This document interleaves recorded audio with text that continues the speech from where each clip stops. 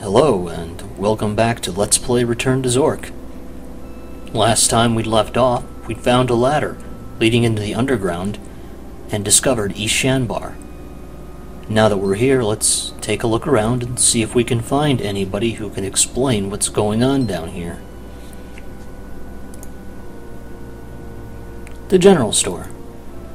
Let's snap a picture and see if anyone's in. Of course not. Moodock's Armory. That name sounds familiar. Alright, well, we have Moodock here and his Survivor game board, but for now, let's talk to Moodock. Something I can do for you? You know, I didn't always have just one arm. An orc got it. When I was trying to help me buddies out, got caught by a reflection in a mirror Roper was using to deflect the spell. Ricochet. You almost have to be invisible to get by those things. I look around, let me know. Name's Moodock. Moodock. Alright. Well, that's about all we're going to get out of him in conversation, so let's ask him about the one thing where Moodock's name has come up. The teleorb. We built them. Me, Trimbile, Roper, Canuck. That's a prototype. It can receive, but it can't send. We were still working the bugs out when the partnership folded. Okay, well, unfortunately, that's about all the information we can get out of him right now. We aren't carrying anything else that he'll respond to. But we can come back later with a few other gadgets and he'll have a little more to say. For now, let's ask him about this Survivor game board. This game? Pull up a chair, I'll teach it to you. It's called Survivor, in honor of Trimbile and Canuck, the only two survivors of the Great Diffusion. Well, that happened over 400 years ago. You got 16 squares. I play the wizard, and you can play Canuck. So the wizard has got to move one square straight and one square diagonal in each move. Now you can move diagonal first, and then straight after, it doesn't matter. Now the moment the wizard moves off a square, it caves in, forms a pit. Now Canuck can jump to any unoccupied square and force you to move into a pit, and he's won. Now the object is to have all the squares turn into pits, except the one you'll be sitting on. That takes strategy. Give it a try. Alright, well, during this little game of Survivor, Moodock will be providing comments like that, which really don't have anything to do with how the game is going. So, as Moodock was describing, the wizard moves much like a knight in chess, and every time he leaves a square, it leaves behind a pit. The only way the wizard can win is to turn every single square into a pit. But since Canuck can move to any square he wants, any time, it's pretty much impossible for Canuck to lose.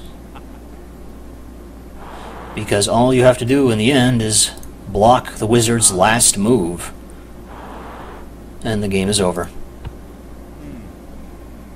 I'd be needing to think about that. Well, let's end this. Well, I guess you're getting the hang of it, eh?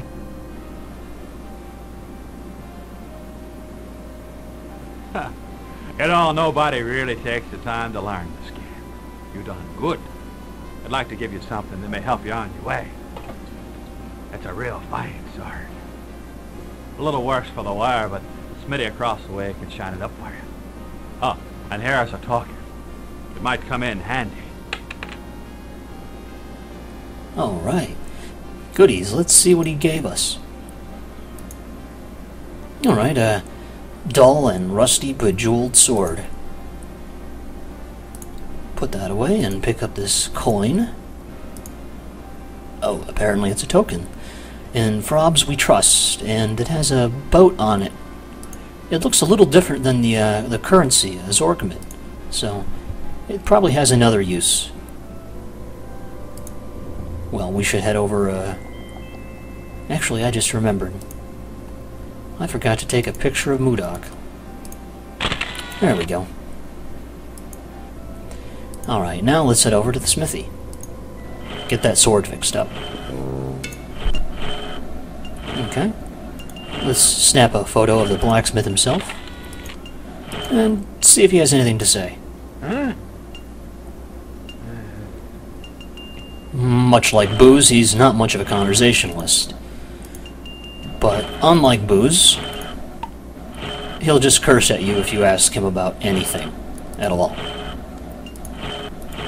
Well, let's give him the sword.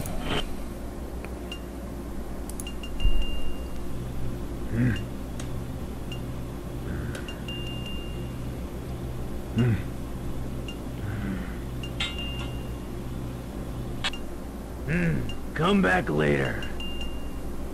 Oh, well, alright. Just drop the sword on the ground.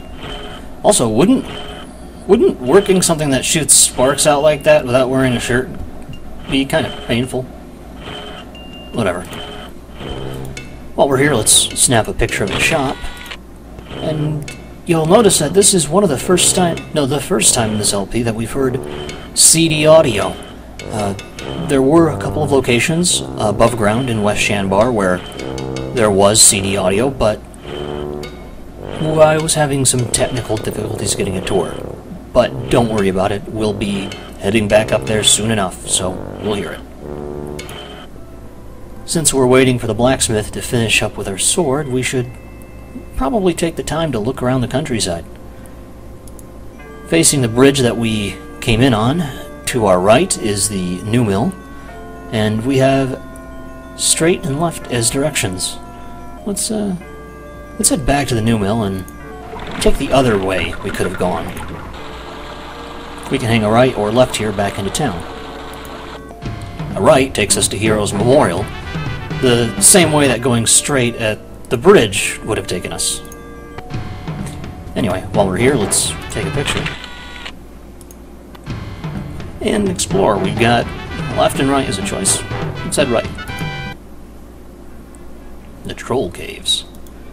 Well, we can't take a photo of anything here, but there is a skeleton. L-U-D. I wonder what that means. Alright, well, before we head inside something called the Troll Caverns, or Caves, we should probably save.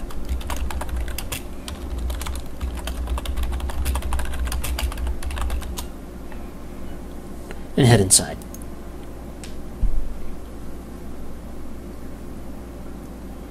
Oh boy, it's dark.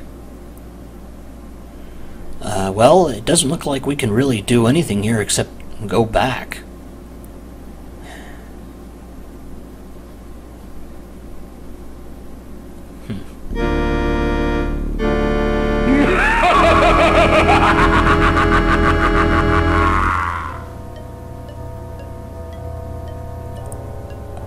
Well, it was inevitable.